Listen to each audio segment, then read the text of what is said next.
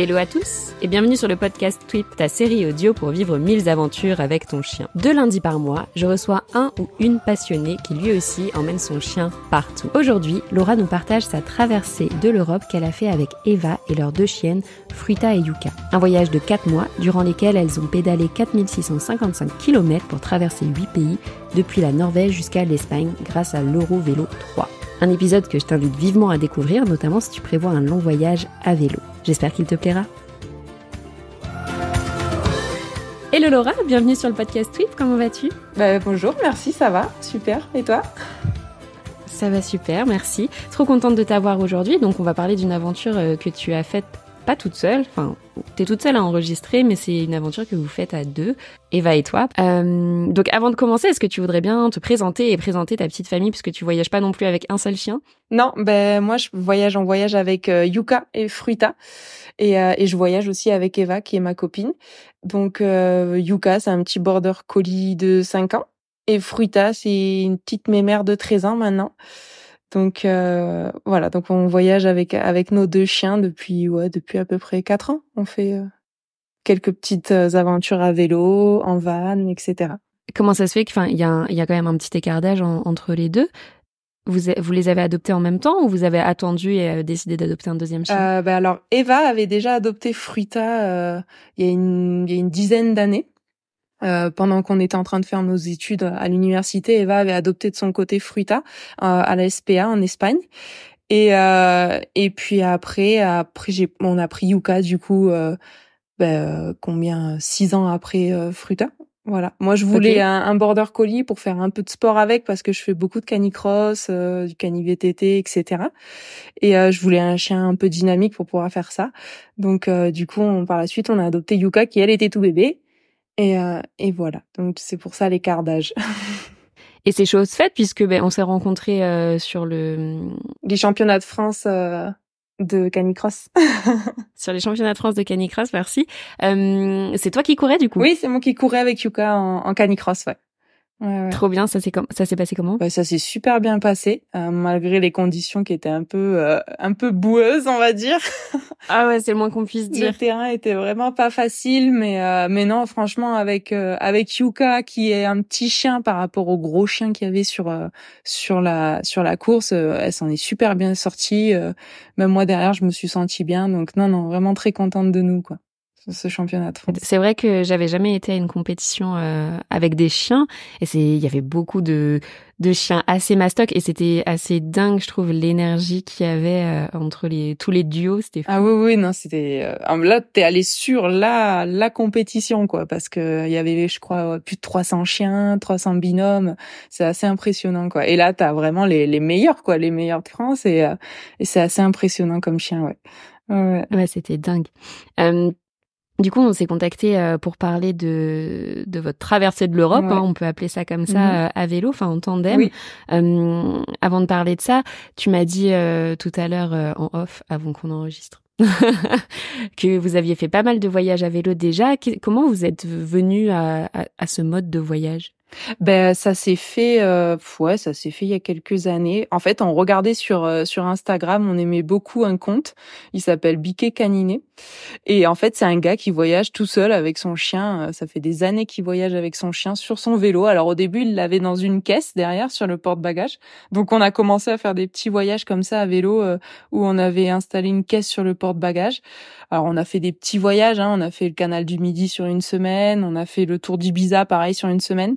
On en a fait un autre aussi, c'était un petit tour en Catalogne entre l'Espagne et la France. Ça fait une boucle. Nous on l'a fait en une semaine, tu peux la faire en 2 jours, en 3 jours. Mais nous on l'avait fait en une semaine avec les chiennes, pareil, avec la caisse. Et du coup c'est lui qui nous a donné envie en fait de voyager avec nos chiens. On s'est dit ouais, en fait c'est possible, quoi. Donc on a installé la caisse sur les porte-bagages et on a commencé à voyager comme ça avec elle. Comme quoi, c'est toujours bon, je pense, de partager un peu ce qu'on fait, puisqu'on peut toujours inspirer quelqu'un, même sans le savoir. Carrément, ouais. Oui, et du coup, après, par la suite, on a complexifié la chose un peu, et on est parti faire ce voyage, cette traversée de l'Europe du nord au sud, avec les 2 chiennes, mais dans une remorque cette fois-ci. Ok, comment vous est venue cette idée? Cette idée de traverser l'Europe, en fait, on avait envie de faire un long voyage et on a cherché un petit peu sur les sites et on est tombé sur les Eurovélos. C'est c'est des longues pistes cyclables qui sont aménagées entre les pays pour former vraiment un seul itinéraire. Donc là, l'idée, c'était vraiment de visiter un maximum de pays. Et on a trouvé cet Eurovélo qui partait du nord de l'Europe, donc en Norvège, et qui terminait en Espagne. Et on s'est dit, bah ouais, pourquoi pas, quoi. Pourquoi pas. En plus, l'Espagne, c'est à côté de chez nous, donc pour revenir après à la maison, ça sera assez facile. Et du coup, voilà, on a décidé de suivre l'Eurovélo 3. Donc, voilà. C'était un peu comme... L'Eurovélo 3, parce qu'il y en a plusieurs? Oh oui, puis il y en a plus de 20, quoi. Et ça part un peu partout en Europe, quoi. Il va y avoir, une Eurovélo qui va aller de l'ouest à l'est de l'Europe, d'autres qui vont faire le tour de la Méditerranée. Il y en a un petit peu Génial. partout. Ouais. Ok, donc que des gros itinéraires à Ouais, vélo. des gros itinéraires, ouais. De plusieurs milliers de kilomètres, quoi. Et donc, ce voyage, il vous a pris combien de temps? Il nous a pris 4 mois. 4 mois en tout, quoi. Ouais. On a Vous pédalé. l'avez fait à quelle période, du coup? On est parti en juin.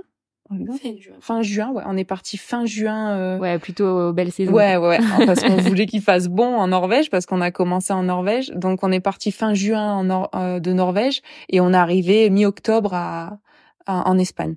Comment ça s'est organisé? Comment vous êtes partis déjà de chez vous pour aller en Norvège? Alors, du coup, on est parti de chez nous en avion depuis Barcelone. On habite à 2 heures de Barcelone.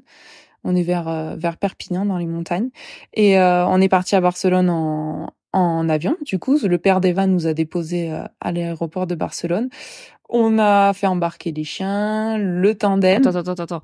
Voilà, c'est ça ma question. Ouais. Ça veut dire que vous êtes partis avec 2 caisses, 2 chiens, un tandem, mais ça devait être la folie. C'est ça, ouais, un petit peu. Au début, quand on recherchait pour enregistrer le tandem, toutes les compagnies nous disaient que non, que c'était pas possible parce que c'est pas standard, quoi. Ça a pas la taille standard. Donc on a un petit peu grugé. On a parlé avec des gens qui ont l'habitude de voyager à vélo et d'envoyer leur vélo en avion. Et en fait, quand on démonte le tandem, qu'on lui enlève les 2 roues, il fait la taille d'un vélo entier avec les roues.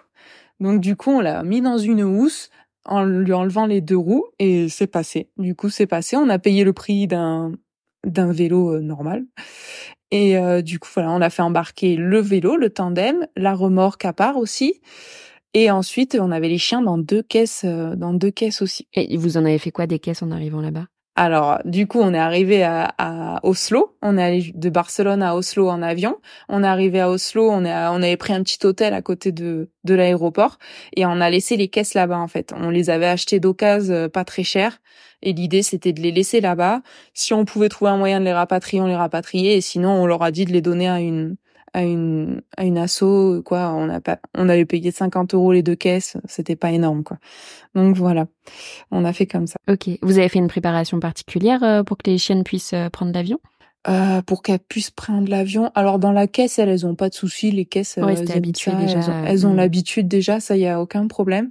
Après, pour qu'elles prennent l'avion, non, pas forcément. Bon, oui, il a fallu regarder la taille de la caisse, qu'elle corresponde au chien, mais après, non. Après, il y avait les vaccins et des vaccins à avoir pour que le chien puisse rentrer en Norvège. Mais c'est les mêmes qu'ici en Europe. Et par contre, il fallait lui donner un vermifuge spécial une quinzaine de jours maxi avant le décollage. Par le vétérinaire, mais sinon c'est tout. Ouais, par le vétérinaire, ouais, mais c'est tout. Après il y avait rien de spécial à faire. Ok. Donc vous arrivez là-bas avec vos grosses valises, vous laissez les caisses et là vous êtes à Oslo, donc vous n'êtes pas encore au point de départ. Alors déjà on arrive à Oslo, ils nous avaient perdu le tandem à l'aéroport. Oh non. Voilà, donc en fait on a attendu 2 jours à Oslo. Et c'est vrai que c'était un voyage qui était prévu sur 4 mois. Parce ouais, que heureusement, mais tu te dis, bah super, ça commence bien le voyage, on va se régaler. Donc déjà, ils nous ont perdu le tandem. On a attendu le tandem et la remorque des chiens, on a attendu 2 jours en plus sur Oslo pour qu'ils nous retrouvent tout ça. Bon, ils nous ont retrouvé le tandem, ils nous l'ont ramené à 22h du soir. On n'avait plus d'hôtel à ce moment-là parce qu'on n'avait plus d'hébergement et on montait le tandem et la remorque dans la rue à 10h du soir. Heureusement qu'il faisait jour parce qu'il fait jour tout le temps là-bas. Quand c'est en plein été, il fait jour, on a que 2-3 heures de nuit, donc heureusement. Et ensuite le lendemain, on a pris un train de Oslo à Trondheim. et on est remonté en train avec tout le chargement du coup à Trondheim. Ok. Pourquoi vous avez choisi un tandem? Alors on a choisi un tandem parce que on savait pas, on se sentait pas capable de tirer chacune une remorque avec un chien. Déjà, ça, au niveau du poids, les valises, plus la remorque, on a quand même un chien qui fait 25 kilos, l'autre 18, ça fait quand même des gros chiens. On savait pas si on serait capable de le faire. Et puis, au niveau financier aussi, la remorque qu'on a achetée, la Cruiser, ça reste une remorque assez chère. Et les vélos aussi. Donc, ça faisait un budget. Et puis, sur le canal du Midi, on avait croisé des gens qui, quand on avait fait le canal du Midi, qui avaient voyagé, en tandem. Et ils allaient vite, enfin, ils développaient vachement de vitesse. Et c'est vrai que ça nous a donné envie et on s'est dit, bah, pourquoi pas faire ça? Donc voilà, on s'est procuré, on a acheté un tandem d'occasion, mais très bien, un bon tandem. Et voilà, on s'est lancé là-dedans, quoi. Un peu fou. Mais c'est une bonne idée. Enfin, je trouve ça trop cool, tu vois, à chaque fois que les personnes que j'interviewe tu vois, ont un objectif et trouvent des moyens d'y arriver, tu vois, en évitant les difficultés, enfin, en tout cas, ce qui pourrait les freiner. Parce qu'effectivement, je comprends hein, qu'on se sente pas capable de tirer autant sur si longtemps. Mais je trouve ça trop chouette que vous soyez dit, ok, ça, c'est pas trop envisageable pour nous. Comment on peut faire du coup? Ouais. Bah après, en voyant les autres, en voyant Marine de Pied et Pattes, Lucie aussi, cyclopathe, qui elles y sont arrivées à tirer une remorque. On s'est dit s'il faut, on y serait arrivé, mais c'est vrai qu'à ce moment-là, on s'en voyait pas capable. Et puis bon, l'histoire du tandem, ça nous avait bien chauffé. Donc oui, et puis voilà. maintenant vous avez eu cette expérience, donc ça donne aussi confiance, j'imagine, pour la suite. Ah bah quoi. oui, complètement. Ouais. Trop cool. Donc vous arrivez en train au point de départ, c'est ça? À Trondheim, ouais. Ok. Ouais. À peu près à 1000 kilomètres au nord de Oslo, quoi. Ok. Et là, comment ça se passe? Et là, bah, du coup, on arrive là-bas en train, on arrive à l'hôtel, etc. Et bah, du coup, le lendemain, on monte tout, le vélo, le tandem, la remorque, et c'est là qu'on commence, du coup, notre voyage, quoi. Ok. Et juste, je t'ai pas demandé, le train en Norvège, comment ça se passe pour les chiens? Oh bah c'était super. Enfin alors par contre on leur a payé une place. Oui ça oui. On leur a payé une place et en fait ton chien il peut être à côté de toi sur le siège à côté. Il y a aucun souci. Non pour ça ils sont vraiment super quoi. Pas muselés ni rien. Non voilà c'est comme un enfant quoi. C'est un peu pareil. Voilà. Donc vous montez votre tandem et là vous êtes prêt à partir pour 4 mois de voyage. L'idée c'est quoi? C'est de pédaler tous les jours, c'est de chiller et de visiter aussi un petit peu. Comment c'est dans votre esprit à ce moment-là? Ben nous au début on y allait un peu dans l'esprit où on va voyager, on va visiter quoi. Et c'est vrai que tout de suite on se rend compte qu'en fait on va plus pédaler qu'on va visiter quoi. Enfin, on pensait pas qu'on allait passer en fait autant de temps sur notre vélo. Ça c'est vrai, on y était allé avec l'idée de voyager comme on a l'habitude de faire, aller dans les villes, voyager, goûter à la nourriture du coin, etc. Et là c'est vrai que tout de suite on rentre dans le vif du sujet, on se dit ah ouais ça sera pas juste de la visite, un voyage tranquillou, ça va être un peu plus physique parce que dès le premier jour on a attaqué je sais pas avec 1000 mètres de dénivelé sur 40 kilomètres, là chargé comme des bêtes et on s'est dit mais waouh ça va être difficile. Du coup, on a changé un petit peu notre manière de voir les choses. On s'est dit, ça va être aussi un défi sportif, en fait. Parce que si on reste qu'avec l'idée que ça va être du voyage tranquille, reposant, on va pas y arriver. Et du coup, on a un peu changé l'idée. Et bon, on pédalait. Et puis, en fait, les jours où il pleuvait, ben, on s'arrêtait dans un camping. On restait au chaud au camping. On bougeait pas de là-bas. Et après, de temps en temps, quand on arrivait dans des grandes villes, là, oui, on pouvait se prendre 1 ou 2 jours de repos où là, on se reposait, on prenait une petite chambre d'hôtel et là, on se reposait un peu. Voilà. Ouais, parce que j'imagine après autant de pédalage, je pense que visiter à pied une ville, etc., mais ça doit être tellement... Enfin, tu dois te dire c'est le bout du monde de faire ça, non? C'est ça. Ouais, bah après, en même temps, t'es content de marcher un peu. Tu dis, ah, c'est cool aussi de marcher, Ça tu repose vois. le fessier. Mais ouais, c'est clair.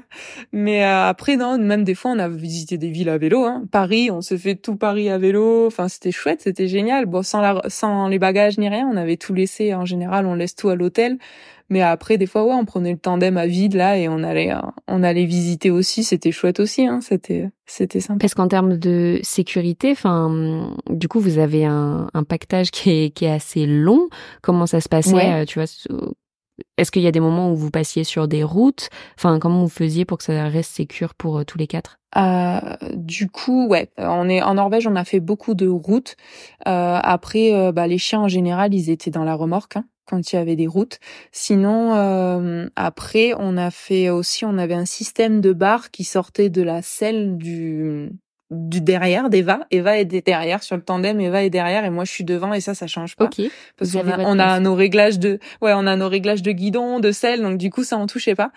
Et du coup, Eva, sur sa tige de selle à elle derrière, elle avait une barre qui sortait avec 2 laisses, en fait. Et du coup, les chiennes, quand on pouvait pas les avoir dans la remorque parce que ça montait trop, on les accrochait à cette barre et à cette laisse. Donc du coup, elles étaient vraiment sur le côté droit de la route et nous, on les protégeait un peu avec le tandem. Après, quand il y avait vraiment trop de trafic, on les gardait dans la remorque. Ça, oui. Mais après, on a fait vraiment beaucoup de pistes cyclables. Vu qu'on suit l'Eurovélo, ça reste quand même des trajets c'est assez cyclable, quoi. Donc, c'est pensé pour. Et donc, c'était beaucoup de pistes cyclables, beaucoup de pistes de terre, etc. Donc, assez sécure, quoi. Pour les chiens, pour nous, ça, ouais. On n'a jamais eu de soucis pour ça. Et justement, vos chiennes, comment vous les avez habituées à ce mode de voyage? Enfin, ça s'improvise pas, ça reste un truc qui, au départ, est nouveau, j'imagine. Oui, ça c'est sûr. Après, je sais que, nos chiennes, elles aiment être avec nous, c'est vrai que c'est assez simple avec elles, quoi. On n'a jamais trop réfléchi à ça. Elles sont à côté du vélo, elles savent faire le haut pied, donc elles restent à côté du vélo. Et après, même quand ça faisait des mois et des semaines qu'on voyageait, des fois elles rentraient toutes seules dans la remorque. On était à l'arrêt, elles remontaient toutes seules dans la remorque. Enfin, elles adorent ça. Enfin, ça a été assez naturel pour le coup. On n'a pas eu besoin de trop les adapter à tout ça. Elles nous ont suivis un peu dans nos folles aventures, quoi. Et c'est vrai on n'a jamais eu l'impression qu'elles aiment pas ça, quoi. Elles aimaient ça, quoi, de courir à côté du vélo, d'être dans la remorque. Il y a jamais eu de soucis. Fruta, souvent, elle dormait dedans. Non, il y avait pas de. Ça a été assez simple. Ça a été assez simple. Et Ouais, si ouais. jamais il y a une personne qui nous écoute qui aimerait bien se lancer dans ce type d'aventure, mais qui a jamais fait de vélo avec son chien, qu'est-ce que tu lui Ouais. conseillerais? Ah bah déjà, je lui conseillerais de sortir un petit peu avec son chien en libre, quoi. Nous ici, on fait beaucoup de sorties VTT, donc souvent les chiennes elles viennent avec nous. Donc déjà les habituer au vélo, quoi. Les habituer au vélo, les sensibiliser à ça et surtout leur apprendre d'être à côté du vélo. Je pense que ça c'est important de leur apprendre d'être à côté. Et non, voilà, après surtout qu'ils s'habituent au vélo, quoi. Après si le chien il aime ça, qu'il voit pas ça comme un danger, normalement il y aura pas de souci, le chien il te suivra, quoi. Mm.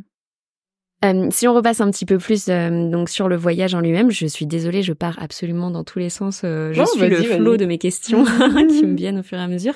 Donc vous partez de Norvège et quelles sont les étapes? Vous avez prévu de passer par où? Peut-être en combien de temps, etc., etc. Enfin, un peu la roadmap de votre voyage. Ouais, alors du coup, on est parti de Norvège, donc on a commencé à Trondheim, à 1000 kilomètres au-dessus, au nord de Oslo. Donc on est arrivé à Oslo après. On a traversé en fait du nord au sud de la Norvège en passant vraiment par le centre. Donc c'est un petit peu les montagnes, c'était un peu montagneux. Et on est arrivé à Oslo. De Oslo, on est parti en Suède, à Göteborg. Voilà, on est allé donc de Oslo en Suède, on est arrivé à Göteborg et là on a pris un petit ferry pour aller au Danemark. On est arrivé au nord du Danemark et ensuite on est descendu vers le bas. On a traversé tout le Danemark du nord au sud du coup, mais pas en passant par la côte. Sinon pareil, on est passé au centre du Danemark, dans les champs, les campagnes. C'est vraiment chouette. Et ensuite on est arrivé du coup en Allemagne. En fait, tu descends le Danemark tout droit et t'arrives à Hambourg en Allemagne. Et là on est parti direction les Pays-Bas, donc cap à l'ouest, et on a fait Brême en Allemagne, et ensuite on a passé la frontière aux Pays-Bas. Et là, pareil, on a traversé les Pays-Bas du nord au sud. Voilà. Mais alors, les Pays-Bas étaient pas au programme à la base. En fait, normalement, l'Eurovélo 3, elle se fait l'Allemagne, et ensuite elle va en Belgique. Et les Pays-Bas n'y sont pas dedans, mais on avait croisé des voyageurs qui étaient passés aux Pays-Bas, etc. Et on s'est dit, il faut qu'on y aille, quoi. Et on a été super contente. En plus, quand tu arrives de la Norvège, que tu arrêtes pas de monter, de descendre, etc. Les Pays-Bas, c'est un peu le Graal, quoi. C'est tout plat, tu te régales. Enfin, tu pédales pour de vrai. Et du coup, on a visité les Pays-Bas, quoi. On est passé par les Pays-Bas, on a rajouté les Pays-Bas. Et on a récupéré l'Eurovélo 3 en Belgique, du coup.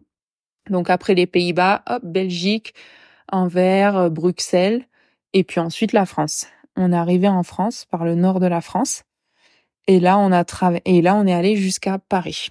Du coup, en France, on a fait un gros arrêt à Paris où on a visité Paris. Et en fait, pendant le voyage, il y a Eva qui s'est fait mal au dos. Eva avait une hernie discale au niveau des lombaires et elle s'est fait mal au dos. Et en fait, depuis la Norvège presque, elle avait très mal au dos. Donc dès qu'elle descendait du vélo, elle avait une grosse sciatique dans la jambe, elle avait très mal dans la jambe et elle pouvait pas marcher presque. Mais par contre, sur le vélo, elle avait pas mal. Donc on a continué à pédaler, à pédaler. Arrivé au Danemark, on a essayé de trouver une solution pour revenir en France pour se faire rapatrier parce qu'Eva avait vraiment trop mal, c'était vraiment insupportable pour elle. Et on n'a pas trouvé de solution. Soit c'était le tandem qui allait pas, ça passait pas, soit c'était parce qu'on avait les chiens, donc il y avait aucun moyen de transport pour nous faire revenir, c'était vraiment trop compliqué. Donc du coup, on a pris la décision de continuer et au moins d'arriver jusqu'à Paris. Donc du Danemark jusqu'à Paris. Quand t'as mal au dos, ça fait quand même une belle distance. Ah, ça fait très très long, oui, ça fait très très long. Alors par chance, elle avait pas mal au dos sur le vélo, donc ça c'était chouette. Déjà, ça c'était bien. Mais dès qu'elle descendait du vélo, fallait qu'elle s'assoie. C'était moi qui devais monter le campement tous les soirs et le défaire parce que du coup, elle pouvait rien faire, la pauvre. Et voilà. Donc du coup, on est arrivé à Paris. Et là, à Paris, il y a eu un petit changement de planning. Il y a Eva qui a pris un train et qui est revenue à la maison chez nous à Perpignan, vers Perpignan. Et de là, elle a pris son père aussi, qui est venu en voiture et ils sont remontés tous les deux à Paris, là où moi j'attendais avec les chiennes en fait. Et là, en fait, Eva, elle a fait de Paris à Saint-Jean-Pied-de-Port, dans le sud là de la France. Elle l'a fait en van, elle nous a suivis en van et moi j'étais avec le père d'Eva en fait. Ok. Donc vous avez ramené le père d'Eva dans l'aventure, trop cool. À vélo, voilà. Du coup, on l'a un peu embarqué. Il était très content. Hein. Donc, alors par contre, on l'a fait chacun avec un vélo. Lui, il avait son vélo, moi j'avais mon vélo. On a fait ce bout de la France tous les deux à vélo et Eva nous suivait avec le van en fait. Et dans le van, on avait mis le tandem, etc.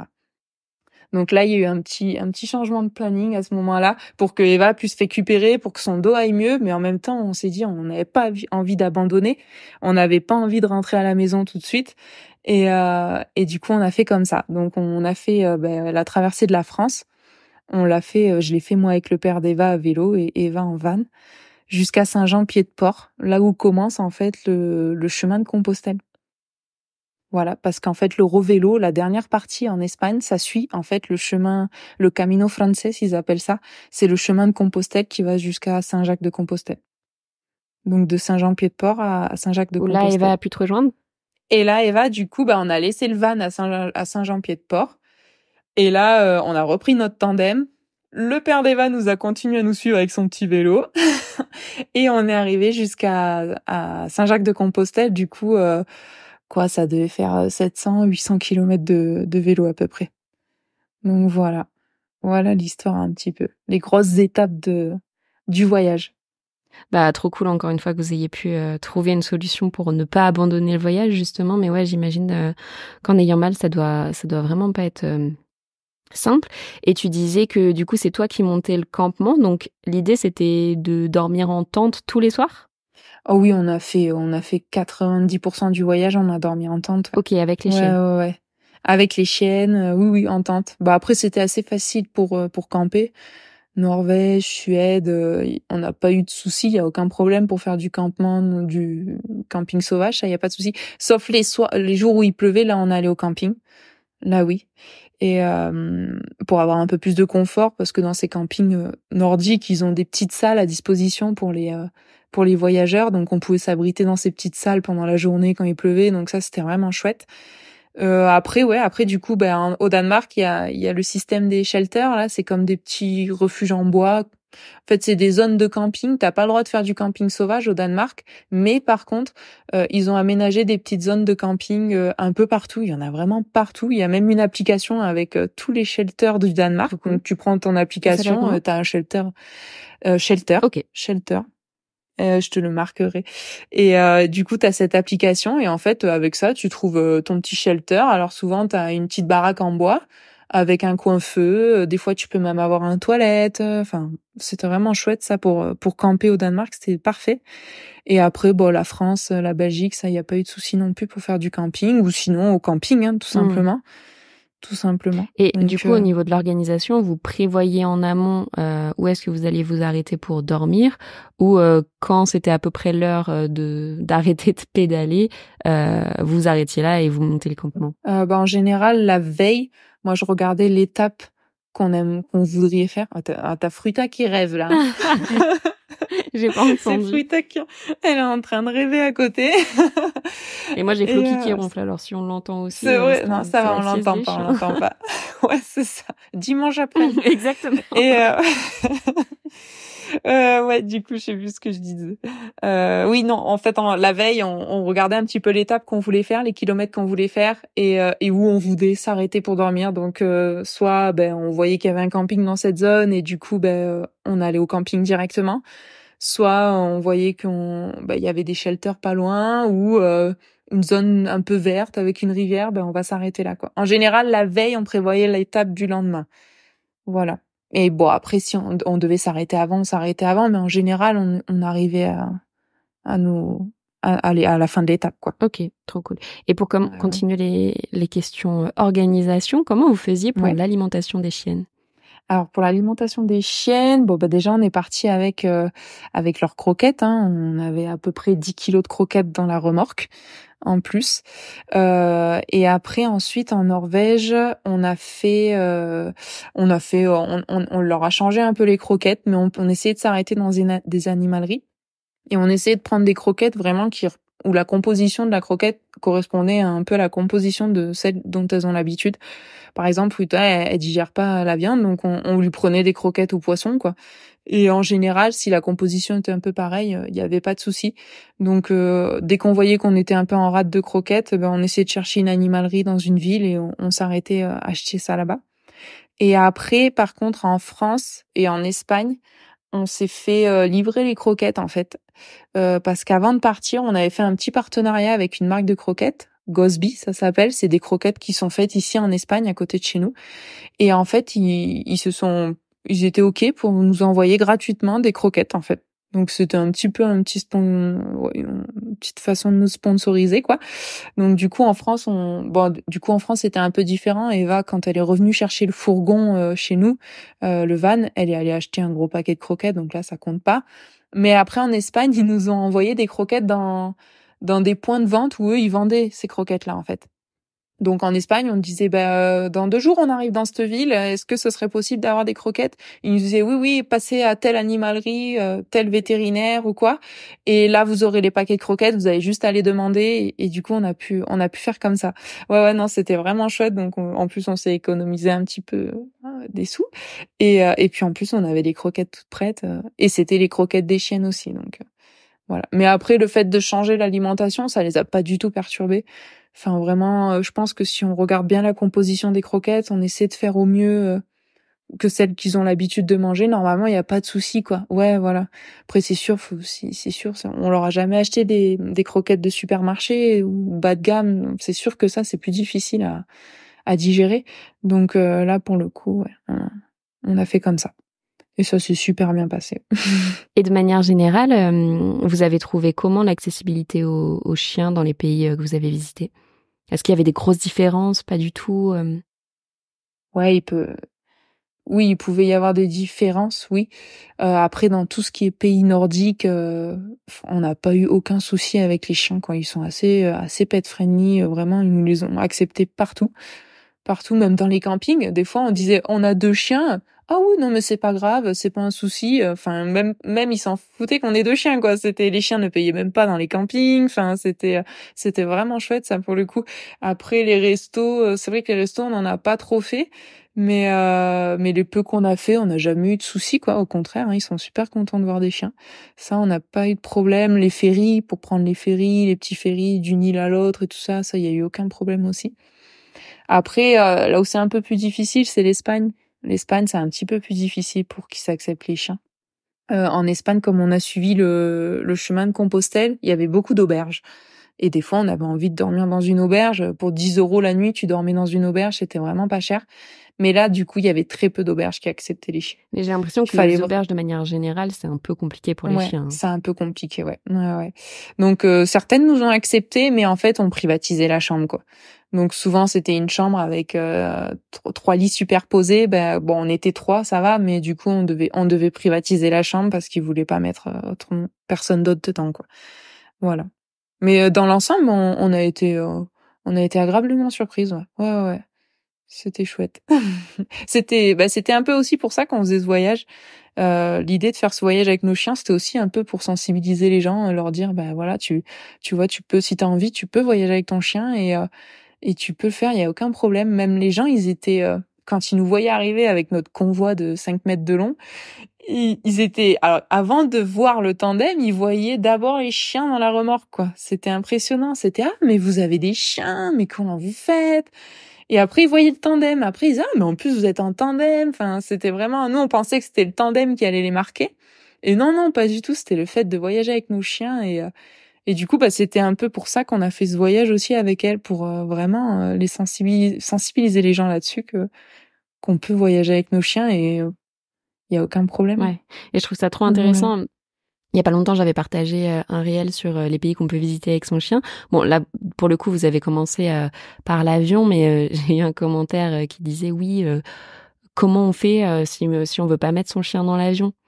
Il y a tellement de façons de se déplacer aujourd'hui que t'as vraiment le choix et t'es pas obligé de prendre l'avion si t'as pas envie de le prendre. Non, pas du tout, ouais, pas du tout. Et vous en êtes la preuve. Nous, on est monté en avion là-haut, mais si on avait le temps, on n'y serait pas monté en avion, quoi. On avait cherché d'autres options pour y aller autrement, et il y en avait, hein. Il y en avait, juste que on avait aussi un temps restreint, malgré qu'il soit long, on avait quand même un temps restreint, et voilà. Donc, mais oui, il y a plein de possibilités, hein. Il y a plein de possibilités. Il suffit de vouloir. Ah mais complètement, je te rejoins complètement là-dessus. Bon, après, effectivement, il y a des endroits où ça va être plus compliqué d'y aller, tu vois, à part en prenant des énormes bateaux. Mais bon, après, il faut s'adapter, hein, c'est comme tout. Oui, tout à fait, tout à fait. Si tu sais qu'il y a des voyages, si t'as un chien et que tu veux l'emmener, tu pourras peut-être pas le prendre, ça c'est sûr. Ou avec d'autres difficultés. Mais du coup, il y en a tellement d'autres de voyages à faire. C'est clair. avant d'avoir fait tout ce qu'on a à faire. Il y a du travail. Il y a du boulot, ouais. Est-ce que vous avez eu des difficultés en particulier pendant ce voyage? Enfin, je veux dire, mis à part le mal de dos de ta compagne. Ouais, on a eu beaucoup de difficultés au tout début du voyage avec le vélo, en fait, le tandem. On a eu beaucoup de pépins mécaniques, en fait. Donc, on n'a pas arrêté. On nous avait fait une mauvaise révision du tandem. Donc, en fait, on a plein de choses qui ont cassé au tout début, quoi. Le tandem, le poids, le dénivelé, il a pas supporté. Donc, on a cassé des millions de rayons. On a cassé la chaîne. On a cassé mais plein de choses. Et en fait, au fur et à mesure, heureusement, on était en Norvège, donc c'était très cher à réparer. Mais bon, heureusement, on a toujours réussi à trouver où se faire réparer, et assez bien. Et donc du coup, au début, on a eu beaucoup de soucis mécaniques, et c'est vrai que ça a été dur mentalement, parce que quand tu commences le matin, t'as même pas fait 5 kilomètres et t'as cassé ta chaîne, c'était pas facile, quoi. Ou je sais pas, t'as pédalé dans la journée, t'as cassé 2 rayons. Bon, après, on était des expertes en mécanique de vélo, hein. Du coup, on a beaucoup appris, c'était génial, hein. Ça a vachement joué avec nos nerfs. Et arrivé en Allemagne, ça a été la fin des problèmes. Bon, en fait, on avait tout changé sur le vélo, donc tout était neuf. Donc, du coup, après, on a fait de l'Allemagne à l'Espagne, nickel, quoi. On a eu plus aucun souci. Mais au début, ouais, ça a été très dur, mentalement surtout, parce que tu te dis, mais attends, faut que j'arrive dans 3 mois, là, faut que j'arrive en Espagne, mais je vais jamais y arriver, quoi. Et donc là, ça a été dur. Ça a été les plus gros soucis qu'on a eu, avec en plus le mal de dos d'Eva. Ça a été vraiment les 2 gros soucis. Après, pour le reste, non. Pour le reste, franchement, nickel. Oui, après on a eu aussi de petits pépins physiques. Yuka s'était fait mal à une griffe, elle s'est arraché une griffe pendant le voyage. Donc voilà, mais après ça c'est des petits soucis. Donc elle a été 2 semaines en remorque où elle pouvait pas sortir de la remorque parce que elle pouvait pas courir. Il fallait attendre que la griffe se répare. Donc ouais, mais Elle était c'était pas trop frustrée? ça allait, franchement, ça allait, mais à la fin, on voyait que quand elle allait mieux, là, ça y est, elle en pouvait plus, elle avait qu'une envie, Laissez-moi c'était de courir. sortir de sa remorque. Ouais, c'est ça. Mais au début, non, au début, elle était assez sage, on était d'ailleurs surpris, on s'est dit, on dirait qu'elle sait ce qu'elle a et que du coup, ben, allez, je suis sage, je reste sage et je me guéris et après, je courrai. Voilà. Mais sinon, à part tout ça, non, franchement, pas de gros pépins, sinon. Ok. Et pour partir sur le côté un peu plus positif, est-ce que vous avez des souvenirs plus mémorables que d'autres, enfin vraiment qui vous ont marqué, que vous avez ou des endroits que vous avez particulièrement aimés? Bah après, bah ouais, les souvenirs, les bons souvenirs, ouais, on en a pas mal. Bah, surtout les gens, quoi, surtout les rencontres qu'on fait en fait. Hein. Je pense, c'est un peu ce qui ressort pour tous les gens qui voyagent de cette façon-là. C'est vraiment les rencontres qu'on fait avec les locaux, les gens qui t'accueillent chez eux. On s'est fait accueillir par une famille, ils étaient même pas chez eux, ils nous ont caché la clé, on les connaissait pas du tout. Ils nous ont caché une clé et on a pu profiter de leur maison. Pendant toute une soirée, enfin des choses comme ça, tu te dis vraiment c'est génial. Donc surtout les rencontres, après les paysages, etc. Oui, les paysages étaient extraordinaires, c'était génial aussi. Hein, on a vu ce qu'on aime dans le fait de voyager, c'est de pouvoir aussi voir d'autres choses dont on n'a pas l'habitude de voir. Donc là, on est passé dans des endroits où vraiment on a vu des paysages qui changent, qui sortent de notre vie de tous les jours. Et surtout aussi, ça a été l'arrivée, quoi.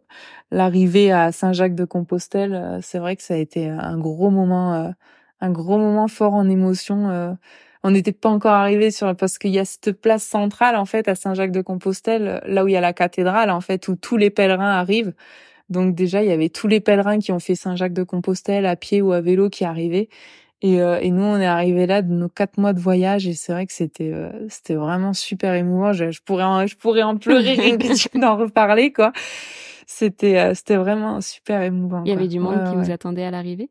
Non, il y avait pas nos familles, mais en fait, ce qu'on a fait, c'est qu'on a fait fait un live, ouais, sur Instagram pour justement que nos familles, nos amis puissent suivre notre arrivée en direct. Donc ceux qui pouvaient et qui travaillaient pas, ils nous ont suivis, ils nous ont regardés. Mais après, on est arrivé sur la place et il y avait beaucoup de monde. Il y avait vachement de pèlerins et tout le monde est venu nous applaudir, est venu nous voir, a fait des photos avec nous. On s'est sentis comme des superstars pendant pendant 1 heure. Je sais pas combien de temps on est resté sur cette place, mais tout le monde voulait faire des photos avec nous. Tout le monde nous demandait ce qui nous arrivait. Parce qu'ils disaient mais pourquoi elle pleure, Enfin, tu vois, tout le monde arrivait de son chemin de Compostelle et nous là, on arrivait, on pleurait. Enfin, Ouais, et du puis coup, c'est on leur a l'aboutissement de expliqué. 4 mois. Ouais, c'est ça. Et puis 4 mois de galère, quoi. Mm. 4 mois de galère aussi, parce que entre le dos des vals, les pépins mécaniques et tout ça, c'était aussi une petite revanche sur les gens qui nous avaient dit qu'on n'y arriverait pas parce que on avait trop de pépins, etc. Donc ouais. Et puis la fin de l'aventure, tu te dis mince, ça y est, c'est fini aussi, quoi. Donc tu y prends goût quand même. Hein. Ouais. Bah, j'ai quelques questions sur le retour à la maison, mais juste avant, tu m'as dit qu'il y a des pays qui t'avaient, enfin, des endroits qui vous avaient vraiment plu, etc. Est-ce qu'il y en a quelques-uns que tu veux partager, vraiment des endroits que tu as visités ou que tu conseilles vraiment d'aller voir si jamais quelqu'un prévoit le même voyage? Bah nous, au niveau en termes de paysages, etc. On a beaucoup aimé les Pays-Bas. Et surtout à faire à vélo, c'est magnifique, quoi. C'est vraiment le monde du vélo. Après l'Espagne, on a adoré aussi cette partie de l'Espagne. C'était vachement, tu pouvais passer de la montagne avec les arbres au champ de maïs. Enfin, c'était vraiment des paysages assez marquants et c'était ça aussi que j'ai beaucoup aimé faire à vélo parce que justement tu passais d'un paysage à l'autre, dans les vignes. Enfin, c'était vraiment super chouette l'Espagne. La Norvège aussi, on a beaucoup aimé. Après, on n'est pas passé à côté des fjords et ça nous a un peu manqué. On nous a dit que vraiment les fjords, c'était vraiment la chose à faire et c'est vrai qu'on en a pas fait beaucoup.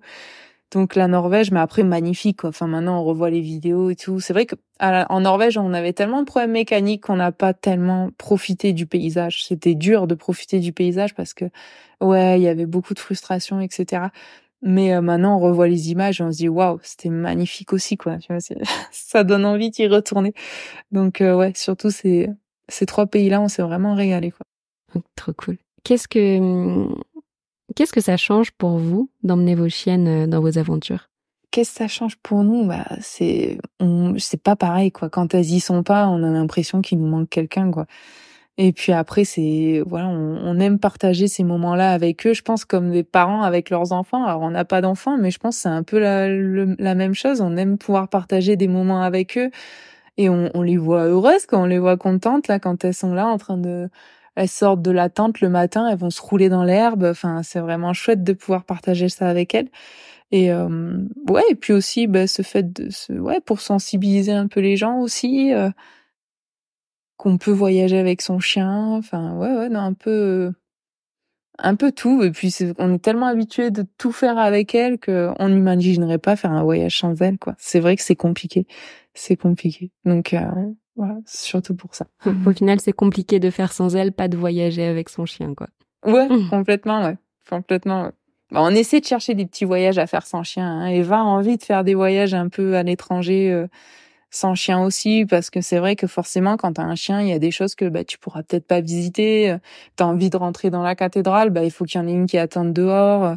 Voilà, c'est sûr que t'as aussi des limites, hein, c'est sûr, hein, ça c'est sûr et certain. Mais oui, mais comme quand tu voyages avec un enfant, j'ai envie de dire, généralement, si tu veux aller en boîte le soir, faudra que ce soit chacun son tour, ou que tu ailles pas, ou je sais pas. C'est ça. Ah oui, non, mais c'est ça, c'est sûr. Il y a des bons et des mauvais côtés, ça c'est clair. Mais après, il faut s'adapter, quoi. Tu t'adaptes. Le retour à la maison, comment ça a été après 4 mois de voyage? Ça a été un peu dur, le retour à la maison.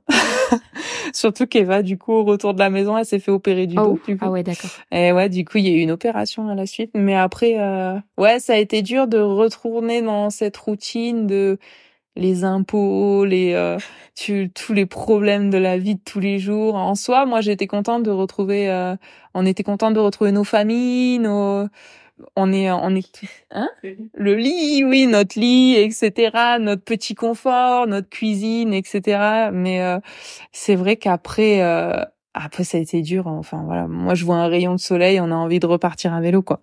C'est ça qui est compliqué, mais bon, on se dit qu'il va y en avoir d'autres, des voyages à vélo. Vous en avez prévu d'autres, justement? Pas pour l'instant, mais oui, c'est prévu. Moi, je suis déjà partie. Là, Eva était pas là, mais je suis partie 3 jours à vélo avec les chiennes. J'ai pris moi les chiennes toute seule et je suis repartie à vélo 3 jours. Donc, c'est sûr qu'il y aura des petites sorties comme ça, là. Là, prochainement, là, il y a le pont de l'Ascension. On est déjà en train de réfléchir à ce qu'on va faire pendant ces 4 jours, là. Donc, oui, il y aura des petites choses. Après, des gros voyages comme ça, c'est quand même une grosse logistique. Au niveau du boulot, c'est pas facile non plus. Et, oui, il faut pouvoir se permettre de quitter son emploi 4 mois. C'est pas évident pour tous à faire ça. Ouais. Non, c'est sûr. Après, après on a des projets. On aimerait bien aller en Amérique du Sud, retourner en Amérique du Sud, mais cette fois-ci avec les chiens aussi, parce que la première fois on l'avait fait sans les chiens. Donc là, l'idée, ça serait d'y aller avec les chiens. Et alors en vélo, en van, on sait pas trop encore, mais en tout cas, ça serait peut-être le prochain gros voyage, quoi. Si les personnes qui nous écoutent ont des questions ou aimeraient, échanger avec vous plus en profondeur, où est-ce qu'elles peuvent vous contacter? Nous, du coup, on a une page Instagram, Facebook, et on a aussi un canal YouTube. Ok. C'est je te l'enverrai, c'est un peu compliqué à dire. Ouais, je mettrai le lien. Voilà. Je mettrai le lien en description pour ceux qui veulent aller voir. Du coup, voilà, si les gens veulent nous parler, il y a aucun souci. On répondra aux questions. Et on a déjà eu des gens qui nous ont contactés sur la remorque qu'on avait, sur plein de petites choses comme ça. Donc, il y a pas de souci. Trop cool. Eh ben, merci beaucoup pour ton partage. C'était très très chouette de t'avoir. Et puis je te dis à bientôt. Merci à toi de nous avoir écoutés et de partager tout ça. Merci à toi. Merci beaucoup d'avoir écouté cet épisode jusqu'au bout, ça me fait très plaisir. J'espère qu'il t'a plu, et si c'est le cas, n'hésite pas à laisser une note 5 étoiles sur la plateforme de ton choix.